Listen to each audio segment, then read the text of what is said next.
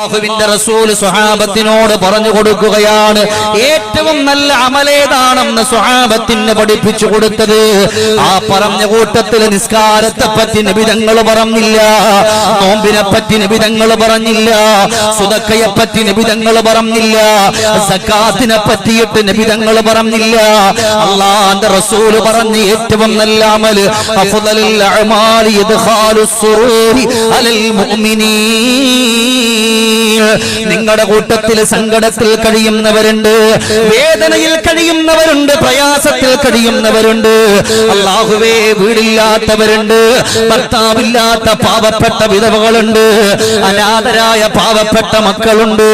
അങ്ങനെ ഉള്ളവരെ കണ്ടാൽ അവരെ സഹായിക്കുന്നതാണ് അഫ്ളലുൽ അഅമാലി ഇദ്ഖാലുസ് സുറൂരി അലൽ മുഅ്മിനീൻ. മുഅ്മിനീങ്ങളെ അങ്ങനെ ചെന്ന് കണ്ടുകൊണ്ട് സഹായിക്കുന്നതാണ് ഏറ്റവും നല്ല അമലെന്ന് പഠിപ്പിച്ചത് സർവറെ ആലം സർക്കാരെ മുജസ്സം താജ്ദാരെ മദീന മുഹമ്മദുർ റസൂലുള്ളാഹ്.